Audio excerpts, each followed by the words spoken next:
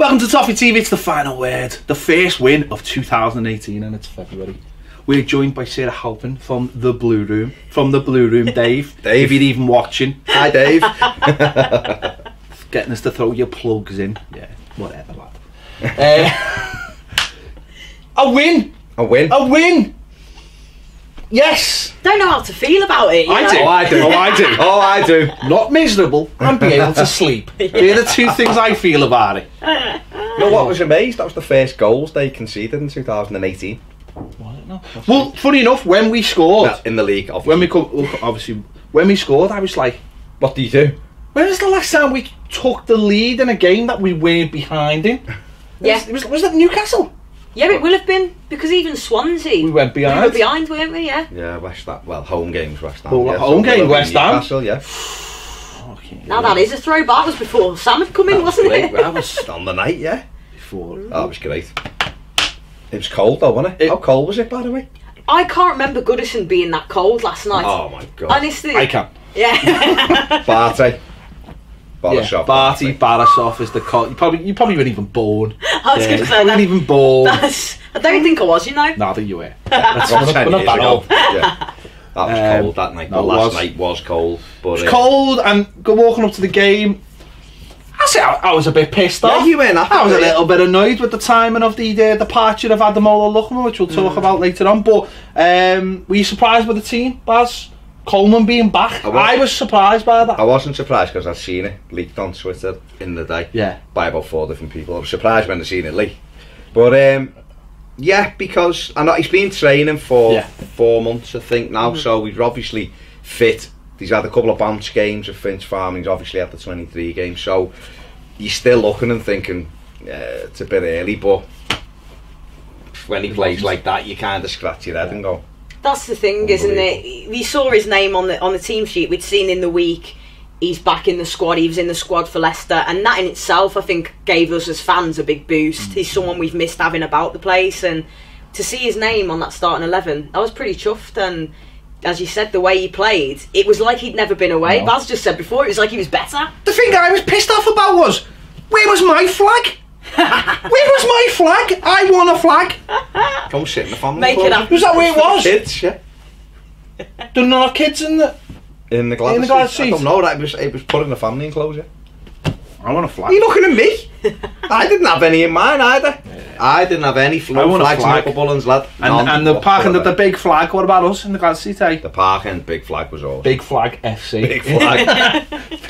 someone put on Twitter when he'd seen a thing before the game, oh, you and your plastic flags, eh? And I said, lad, we're not standing in the street with pink flares welcoming the team for a normal league game. You sad bar stools. No, I want my flag. No, it was great. It was good to see that he was back, and it is a weird one. I think as a fan, you don't always appreciate what goes into getting a player back, because if you think, oh, they've been out for a year, you think, well, being old than some people, we remember when players came back from injuries, they'd have like 3 or 4 reserve games, and it seemed to take them ages to get back. But even recently, when Oviedo came back, it took him a hell of a time to just get back. And even Balassi, you think about his game, he came back, but it's taken him a little bit of time. Don't necessarily come back the same player, but Coleman, they just, he's had 60 minutes in an under-23 game, and he's back playing first team football, and I think science, science. I think well done, I think scientists. the difference with Balassi and Coleman is One's good. Coleman's able to just go in and play his normal game at right back and defend, and obviously he got better and better as the game went on. Where Balassi, you're looking at, has he still got that pace? Has he got a trick? Can he beat him? And I thought Balassi's first game at West Brom, I thought he looked quite good for the hour, and then he went off. It was nowhere near the performance that Seamus gave last night, but it was one that gave you hope.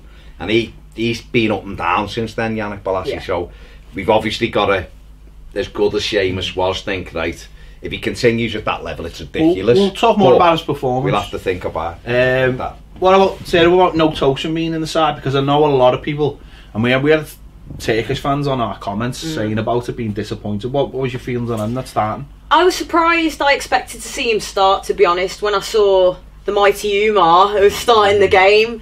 I wasn't too displeased to see that though, because I think Umar, he put a shift in. What he did last night, I think we had a much more experienced team starting, not so many of the kids or the new signings in there.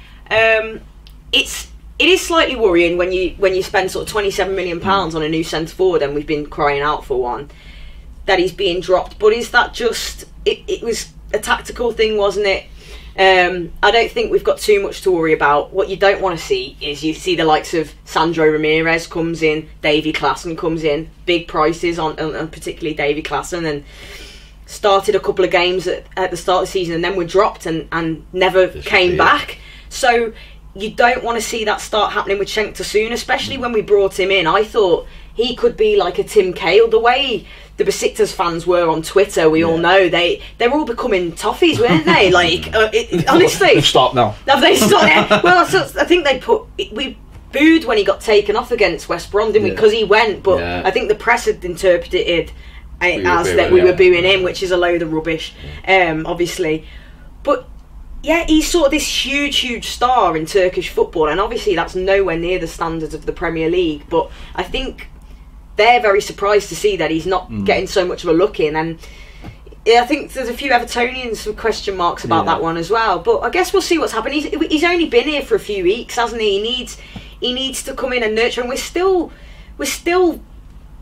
I wouldn't say we're in danger of getting relegated now, especially after the win last night. I think we're kind of I was going to say I shouldn't say that, should I? I shouldn't say that. Sorry, guys, but yeah, I think maybe when we've got a bit more, when we feel a bit more safe, that's when we're calmer. Yeah. Maybe that's when they're going to introduce it.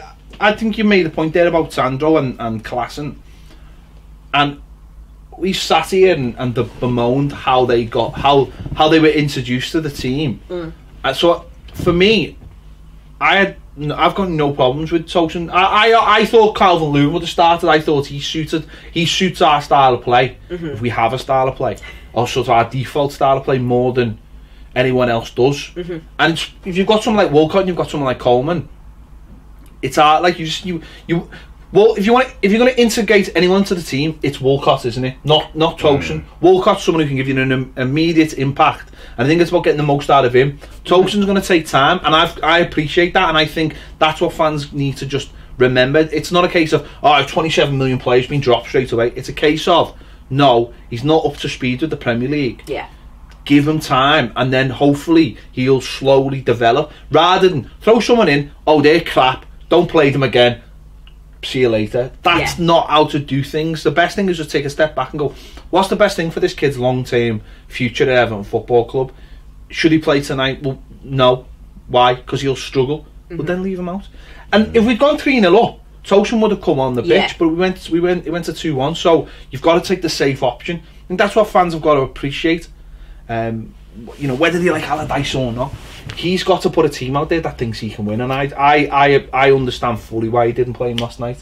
Yeah, it's disappointing because when you sign him, like, you want him to come in, and you've seen his goals and in Turkey, and you want him to come in, hit the ground running and everything else. And I think if it had stayed 2-0, he'd have got on the pitch last night. I think obviously, we can talk about that in a bit, but when they got the penalty, it changed things. Didn't it? I think it changed the subs, but like you just said, Sandro and Davy Klaassen just dropped in to a disorganised mess at the start of the season, and one's back in Spain and the other one was nearly in Italy. So we've just take our time and when we get Cenk back in the side, hopefully get people round him to support him. And ironically, the way we played last night, I think would have got more out of him than the previous 2 games that he's played. So, absolutely. But it's good to have that option here, isn't it? We haven't had any options, and last night we had Cenk and Calvert-Lewin on the bench. We had 2. I think that's the most attacking bench I've seen for a long time, actually. Yeah, Balassi was there as well, Balassi, Tosun, Calvert-Lewin. So that's good to see. It suited, I suppose, the way we played, because we started the game slow. I thought first 20 minutes we allowed Leicester far too much of the ball. It was painful to watch the first 15. They hit the bar, and I thought the biggest thing for me was Nias was so isolated again, and he can't play that role on his own. He just can't do it.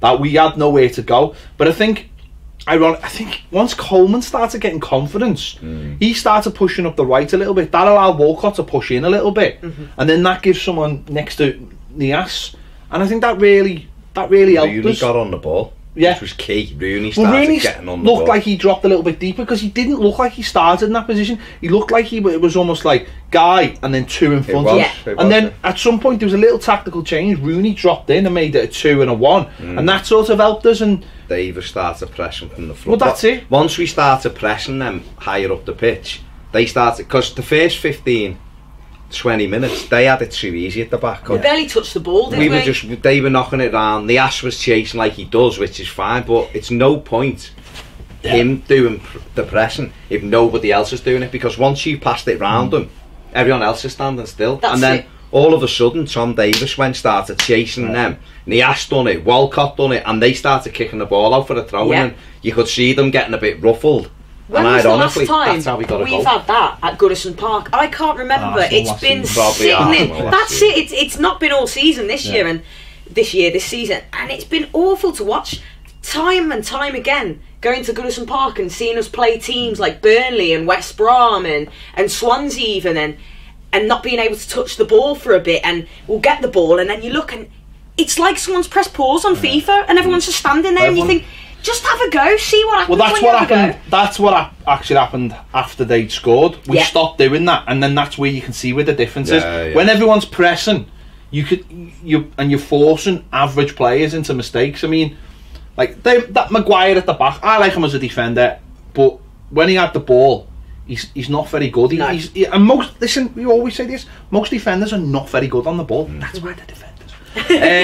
That's why John Stones went for 50 million quid. That's why City have just bought another centre back for 60 million quid, because defenders who can actually play football are a rarity. So if you push and you push on numbers, defenders will make a mistake and will give you the ball back. Yeah. And that's what we started to do. Walcott started pressing. Umar, as you said, for what he is, he'll work hard. He'll he'll go the extra mile. He'll go right to the player, and then that allows everyone to just push up a little bit further, and that's what we did. And that takes the pressure off your defence, and suddenly you're creating chances because you've got momentum, and that's all we did last night. I think it was the first proper bit of pressing we done. Ended up with the ball going to Theo, and he cut in, and Theo, the fuck am I? Walcott, and he cut in and had that shot, and Schmeichel had to push it wide, and I was like, oh, in fact, what am I about? Sorry, that was rewind. That was 4 minutes, 48 seconds. We'd had the shot. Oh yeah, it was. In the first 5 minutes, and I thought this is going to be a good night. Then we didn't touch the ball for 15 minutes. But when we actually went after them and started pressing, they then began to look uncomfortable. And then the crowd responded.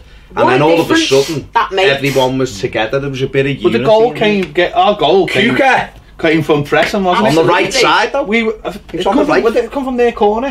Was our corner, or was it their corner? Yeah, we broke, didn't we? Martina stayed up. They got the ball. He pressed, won it back. Gylfi gets the ball and knocks it in. It's 1-0. And again, it's just a little bit of pressing. It's just a little bit of a player saying, no, you're not going to get away with this. Yeah. Because pressing essentially is, the whole notion of pressing, it's been around in football for years and years and years. It's not a new thing. We did it in 85. Anyone goes back and watches how we played in 85, that's how we played. It was called hunting and packing in them days. That's what it was termed. Now it's fucking pressing. Or Barcelona made it pressing. But it's essentially it's a big thing now because you can't really tackle. So you've got to press. You've got to press. Yeah. And that's what we did, and that's how we got the goal. And once we got the goal, we kept on doing it. Even look at the chance Niasse has got. Yeah. It's because of a mistake. It's because we've got men in the box. The lad takes a swipe and Niasse should put it in for 2-0. But it's because we're all doing it. And this is what I think when people talk about people like Tom Davies and Sneijderlin. You look at Sneijderlin, he just stands in that circle and just goes round. Yeah. Would you look at Tom Davies again last night? Yeah, it was actually, he probably would have get sick doing that. You look at Tom Davies again, you put him in midfield, you're getting that pressing from him. It might be disorganised at the time, it mightn't be great on the ball, but if you've got all the players in the same mindset and you've got a little bit of quality, you want to win games of football. Essentially, this is it. If you take the top 6 out of it for now, because they, whether we like it or not, they're at a better level than what we are, the rest are much of a muchness. And if you put players who aren't as good as those elite players under pressure, you will win games. This is why essentially Burnley and teams like, no disrespect to them, but why they've been able to go from the 16th best team in the Premier League last year or whatever they were to being the 7th, because they just worked really hard. If you work as hard as them, our squad is talented enough to be beating everybody else. They don't give teams time, do they? Like, I've spoken to a few Liverpool fans after the game. I know they won there, but they said Burnley were just closing everything down. Liverpool didn't have a second to think on the ball, and you know, they were very, very unfortunate not to get a result there. And you look at that team, that Burnley team, and on paper we've got a much better squad than they have. Easily, We've got a fantastic squad of players. If they were to put in the effort, and I do think a lot of it is to do with confidence and things, and they don't really have a system and stuff like that at the moment, but it is that old cliche of a saying, isn't it, of like, hard work beats talent if talent works hard, and which I don't know if I if the talent doesn't work hard. you know what I meant though. But it's exactly right. And you see, I was sick and tired of seeing these, you know, lesser teams coming to Goodison Park and bossing us. Like, you know, and their fans taking the piss out of us, their players taking the piss out of us, and they're like, oh, I think we played really well. And it's like, it's not that you played well, it's that we've been that poor and we've just allowed teams gone, how can we make this easier for you? What can we do to make this a more enjoyable trip to Goodison Park for you? And it's infuriating as fans, and I think that's why we all felt so disconnected from the club. I felt very disconnected from the Everton team and stuff like that this season. I'll always love Everton. Everton's in my blood, you know. Like, but it just felt like what we were seeing on the pitch and what was going on just didn't reflect what we deserve and what we are as a club. It was just nothingness. Well, I think again, we've talked about this before, but it's getting a lot of players and just dropping them in to a situation where they've got no affinity really with the club. They're just footballers, aren't they? You know, we've got Wayne Rooney in there who sometimes cares too much, and we'll talk about that in a bit. But having Seamus Coleman in that side last night and Tom Davies in that side last night, who it does matter to. A bit of Everton. A bit of that back in. Coleman leading by example. I've just been out for 10 months and I'm going to run through brick walls. Everybody better be with me. Oumar Niasse runs it for everything else that he isn't. Hard work, and he's a finish. Okay, he missed a chance last night that you've just mentioned. I was surprised he missed it, because he doesn't really miss chances. No, he doesn't. He doesn't get loads, but he scores normally the ones he gets. So I was shocked when he put it wide. But he sets the tone from that front. That maybe, and Calvert-Lewin does it, and that maybe that is what Tosson's got to do a little bit more. But I just think having the likes of Coleman and having Davis and playing on the front foot helped the likes of Michael Keane, who I thought was excellent. Cuco Martina had a good game, to be fair, for doing what he needed to do, and he was trying to get a bit. He was running into their half, which was a big thing, because it opened the pitch up a bit more. It did. It put them on the back foot. So when we went 1-0 up, all of a sudden they were one down, and we were all over them, and the crowd were engaged. Where a lot of times this season, the crowd have been, because you know we are, like you just said, disconnected from them, because we're seeing these footballers walking around the pitch wearing our badge without putting the effort in. Last night we seen them. But it's games like that for me create connections, because especially the second half, when you're under the cosh and you're expecting the worst, and actually players dig in, and that creates the bonds, I think, with players and fans, where that hasn't been there for a reason. It's been there because the performances have been shite. And when we have won games, we haven't won games, I think, not enough games, through just sheer grit and will, bloody determination to win a game of football.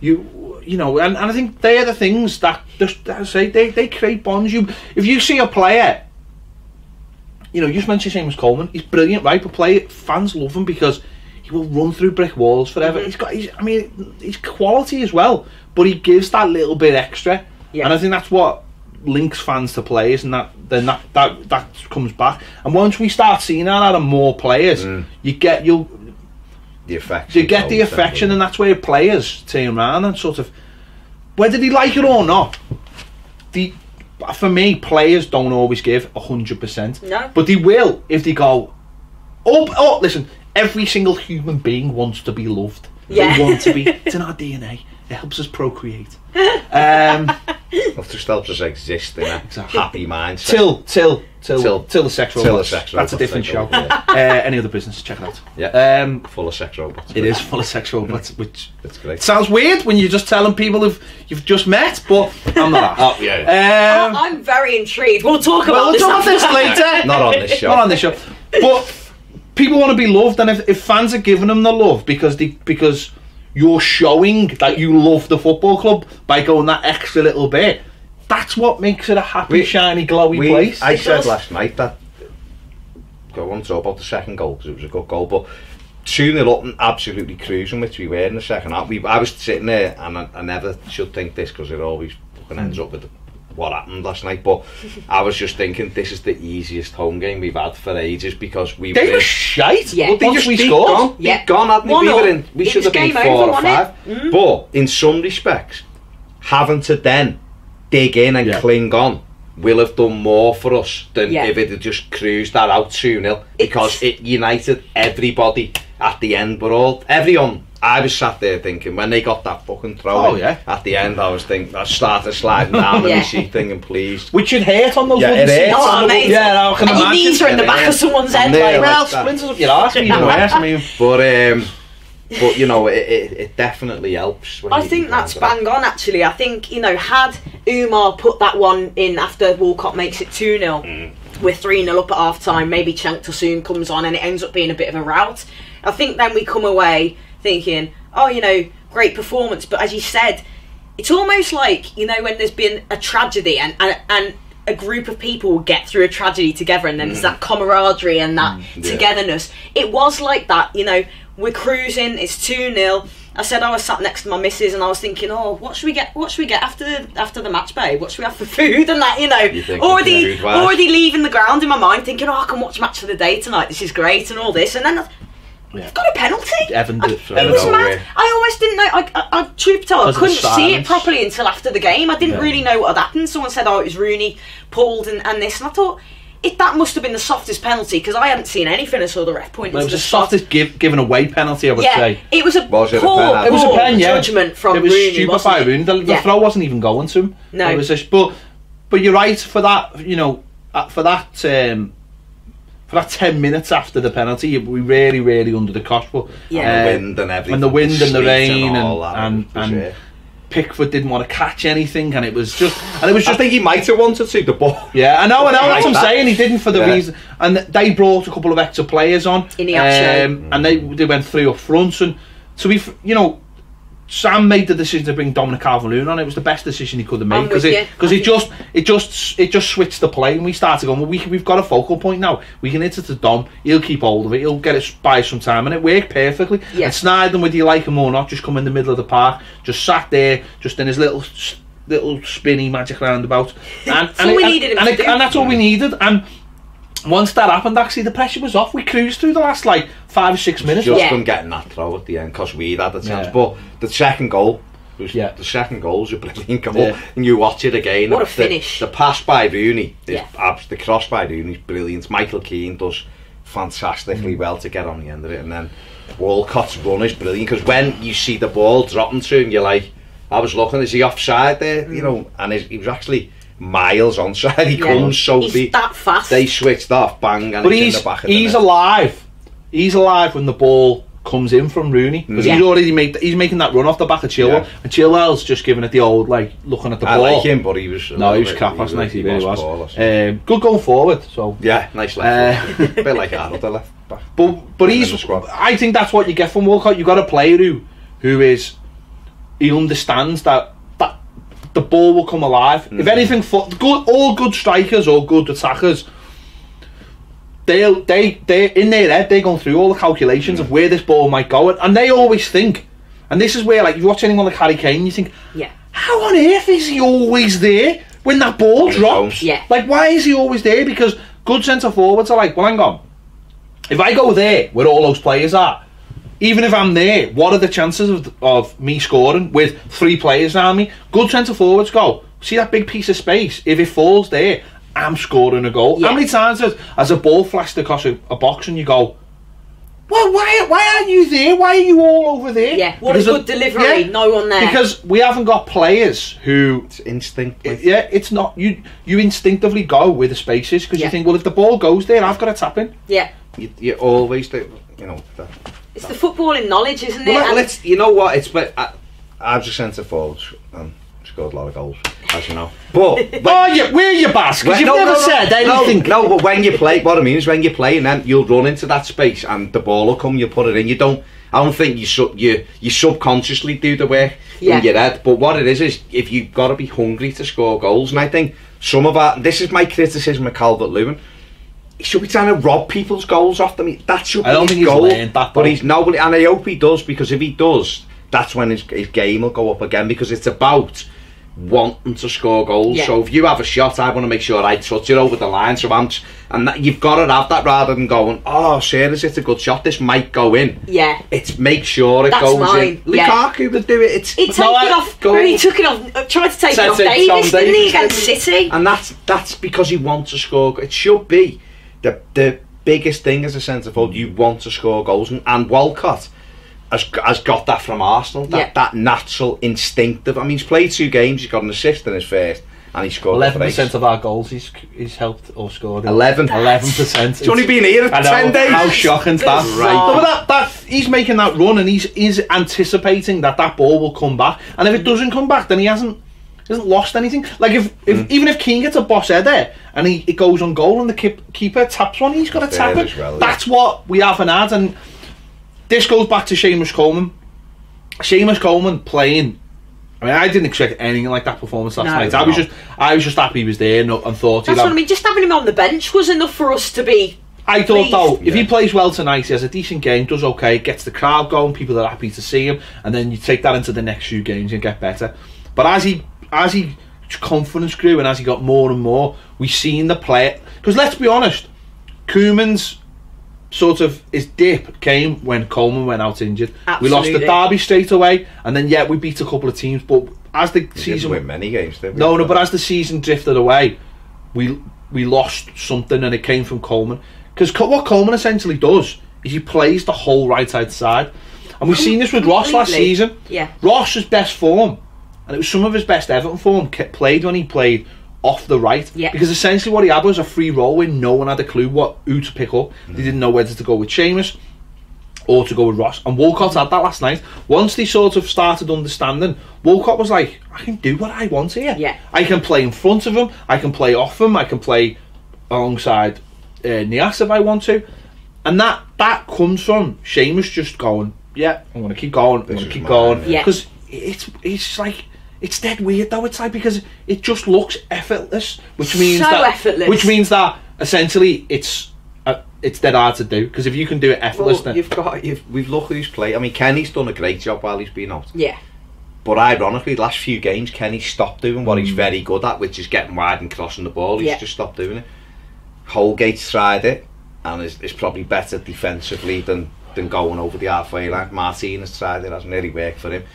Seamus does it, and it's like it's easy for him because he knows that position, and he's a tough lad, and that's the thing, is that he's not just a good footballer, he's a tough lad. I mean, he had the worst attempt at trying to bend it with the outside of the right foot I've ever seen in my life. I think he was doing it on purpose. I think he wanted to get them a throw in and just run the clock down. That's what I'm going for. So funny, but he was just, there was no hesitation there from him, and you could see in the West Brom game with Walcott, you could tell he'd had one training session, because he was running and standing next to Kenny like that. There was no movement. Then the next minute he was here, and then he was there. And last night it was all, I know what I'm doing. And that's because he had someone behind him going, you can go, I've got this, he said. And he said in his interview afterwards, he said Coleman never stopped talking. He was telling him where to be, leave it here. And that, if you can, I mean, imagine if we have Baines and Pienaar on the other side. This is it. It is like Baines and Pienaar, but on the right, isn't it? But I was thinking that if we could have that throwback, sort of go back about 7 years and have them in their prime and them on the right, how deadly we'd be. You don't even need that though, because it wasn't even a link up. It wasn't. The only time really Coleman and them linked up was Coleman kept on doing that little scoop pass over the top 3 times. It worked every time. Well, he done one early on in the first half, a lovely little triangle, and Walcott. But what I'm saying was there wasn't much much of that. There was a couple of times where there's one where Davis nearly got Coleman in, but there wasn't much of actually them linking up because they don't need to do that. Yeah. Walcott will get more joy just coming off the right and one of the midfielders coming over like Davis, or like Rooney coming over and being that buffer. Walcott and actually Coleman don't need to interchange because actually that'll take away something from the both games. If Coleman goes, Walcott then can go in the centre of the park. What it is where he can put them in the net. Yeah, it's having 2 people though on the flank. Who are dangerous. That's what I'm saying with Baines and Pienaar. Baines and Pienaar wasn't necessarily Pienaar wasn't necessarily the link. Their link-up play was incredible, and they were almost like one going up and down. I'm not talking about that. What I'm saying is having 2 people who are equally dangerous on that side. So if Baines come back in the side and maybe him and Sigurdsson, the pace is gone, but they both have that ability. Martina done well last night, don't get me wrong, but having a left-footed player at left back behind Sigurdsson as well would give us something. But what it really helped, what I would say though last night was we didn't have to worry about the left hand side as much. Not so it actually meant that Martina didn't have to do anything, and Sigurdsson just being on the left hand side. I thought he played really well, Sigurdsson, last night. He did. He had a good game. My only thing with Sigurdsson is I think he could be a bit tougher. He bottles things sometimes, but I think that will come, and he's definitely progressing. He had a good game last night. I think what he did last night though was it was almost like, remember like Martinez used to do, where you've got one side you've got a winger and on the other side you've got a midfielder that tucks in. Moyes loved it as well. It's a very modern thing. It's so your team can sort of so your team can, and if you've got a good fullback it really helps as well. It's so your team can just shift over and get an extra man in midfield. But I thought we did that really well last night. And with Nias running, he'll run down. He's not great at it, but he will give you that runner. But I just thought because we were so dominant on one side, I mean that won't work against everybody, and we do need to get a left back. Don't. I think I might just stop saying that. I think it's just what it is it's being able to go on the outside of teams. That's what it is. It's stopping us because Martina doesn't use his left, can't use his left foot. He may as well not have one, had he? Honestly. Well, that's it, isn't it? I started to fancy myself to have a go because I can use my left foot. That I'm overqualified. There you go. Well, that's what it is. If you've got someone who can go on the outside and cross it, then the team has got to worry both angles, haven't they? But just for last night, it did work really well. And like we said, that we got to half time and we were 2 up, and it could have been, But that was the thing, wasn't it? Going out after half time and not getting the 3rd goal, and we didn't have like full on chances. We had good good situations where we should have really got it. That should have made more. It was almost like it was too easy at times. Absolutely. And we weren't putting that sort of. It was like another chance. It was like. Do you remember the Arsenal game? Well, you will. But remember Martin has a second season, and we were 2-0 up against Arsenal. And it was the same, it was half chances. Naismith had that chance and he tried to dink it over. Instead of lashing it, tried to chip it, and it's like, this is so comfortable. And Giroud scored twice. Giroud scored 2 in about 5 minutes and then the 2-2. And that last night was similar to me. We were having shots that were bobbling and no one could get the end touch, and Walcott had the one that they headed off the line for 3-0. Michael Keane had like as good as he was, but that one at the far post, he just headed it with his eye and it hit him. And it was then you start thinking, we actually need another one here, just to put this to bed. So the first 20 minutes of the second half, wasn't it? And it was like that. It was like, we should have scored there. We probably could have done better there. It was, and then you think all it takes is a goal, and then we're going to have 11 men sat on Pickford's lap for 10 minutes. You were saying there though, you get in that situation as a fan where you're sitting there and you're sort of, the game's passing you by and you sort of talk about other things, and because it is that easy, and then it's that one moment you go shit. And I suppose it's a little bit like that for players as well. If a game's quite easy and you're winning all your battles and you're thinking this is dead easy, we'll be alright at 2-0, and then something changes and it's like shit. Whereas I think that's what you can feel after the fans. Well, that's it. But I think that's almost what the best teams have in them, is where they don't, at 2-0 they don't stop, or they've got so much control that they don't allow something like that penalty to happen. They'll negate that by not doing something stupid. So as I said, I mean, it was a rough 10 minutes. It really was. But I think once we made that sub, or those 2 subs. I think that just sorted it out. We were all right from then on. We were quite... I'm always nervous when I see anything more than 3 go up at the end. And I saw 4 and I thought, we all know, don't he, being an Evertonian. He played 5.5. Yeah, I know. Not bad. I see, and you just thought, these are the ones, aren't you, afterwards going, he said 4 minutes, and he did kind of have that nervousness. But I agree, when we made that double substitution, Calvert-Lewin coming on and Morgan Schneiderlin, it did just sort of, we had that 10 minutes after they scored where it did feel like they were going to score. I think they hit the I don't know how many times the woodwork was hit. I thought, I mean, you're looking through a load of players. I thought Pickford had got it, and then it screamed out of his hands. But when you look at it again, Inache actually gets there first and touches it. But when you're looking, did that hit the post? That one? It hit the post, but it looked like, from where I'm sitting in the guard seat, I thought it was in. I thought Pickford had thrown it in, right? And then the one at the bar, that actually didn't look as bad from where I was sitting. But he looked like he'd gone. He looked like he'd gone to catch it, and he was just about to catch it, and then actually just gets a toe. But it looks like he'd gone like that, but obviously he hasn't. And then the other one, where Martina, you're just thinking it's a tapping at the back post. And I've watched it again, and actually the lad doesn't get a very good connection on it. And Thank God. It's Martin's not quite on the line. But when you watch that, when you're watching that in real time, you're thinking, he's got a tapping at the back post. Well, when it crossed it, he went all the way through, and he was down his own. I thought, there it is. Yeah. And then Martina, luckily, followed it in. I was chuffed for him as well. I was really pleased for Martina, because the lad, off myself included, he gets an awful lot of stick, doesn't he? Because he shouldn't be playing left back. He shouldn't really be anywhere near our team. But that's not the lad's fault. And I think it was great to see him have 2 pieces of really influential play yesterday. Heavy part in the first goal. He makes that first goal happen by fighting to win the ball back, as we said, and then clearing that one kind of off the line at the end. And you think how differently we'd all be playing. How sick we'd feel now had that ended up being a 2-2. If they don't 2-2, the way we capitulate. The big thing for me was when they got that penalty, it sort of flashed on the scoreboard, the other scores as well, and it said Newcastle were winning, Bournemouth were winning, and I think Brighton might have still been winning at that point, and I'm thinking, fucking hell, if we don't win this game now, we're right in the shit. And then so that adds to that, and you're looking at going, and Allardyce is standing there, and you're thinking, just make a sub, please make a sub, because we're under the cosh here. But when you think about the actual, I suppose this is the decision the manager's got to make in the grand scheme of the game. We played really well. Yeah, we did. It was working. It was, if you take that 10 minutes out of the game for 18, well, maybe not the first 20 minutes, but most of that game for over an hour in that game, we've played really well, and he's probably thinking, hang on, we've just conceded by a player doing something stupid, giving a penalty away that he shouldn't have. Apart from that, we've been very, very comfortable. From his point of view, he's got to look at it and go, why are we just going to throw the baby out with the bathwater? Let's just get settled.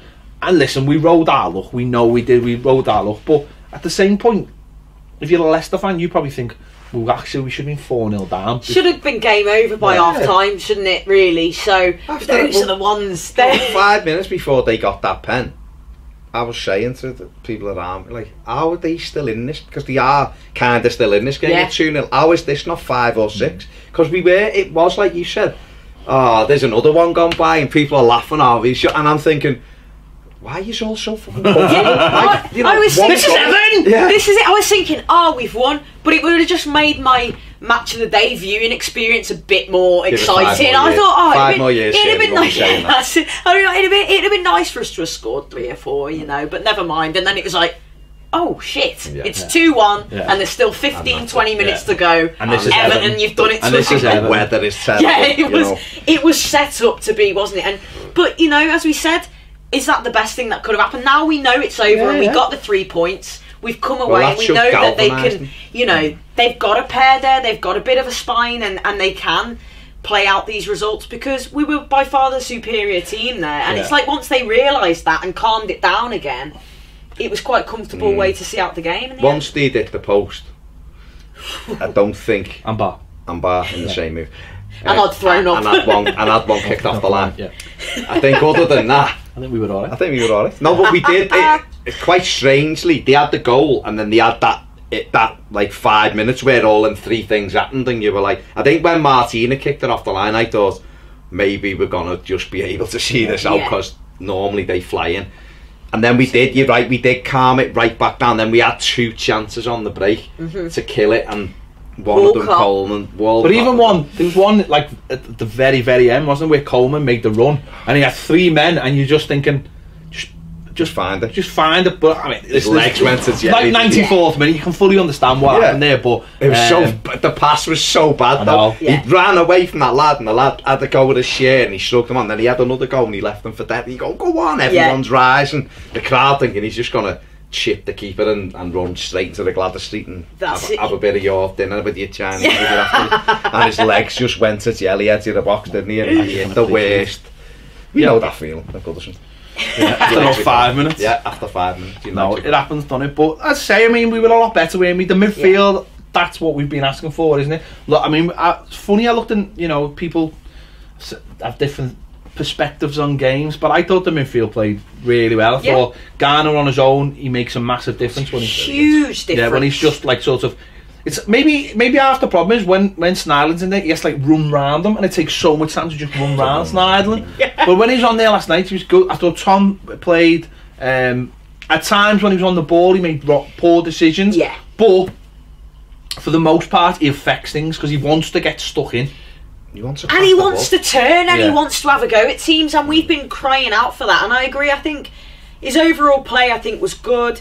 Decision making, got it wrong a couple of times, and a bit sloppy with some of his passing as well. But what he brings is that fight and that determination, and teams actually go, oh, hang on, they're going to have a go at us here today, and teams don't know how to respond to that at the moment. There's been so used to seeing this stagnating Everton side where you've got Morgan Sneijderlin not even looking up and turning to kick it back to Pickford, and Pickford's kicking it out to touch, and no threat whatsoever. And you've got the likes of Tom Davies on there. Garner shores us up, shores the back four up, gives them every bit more confidence.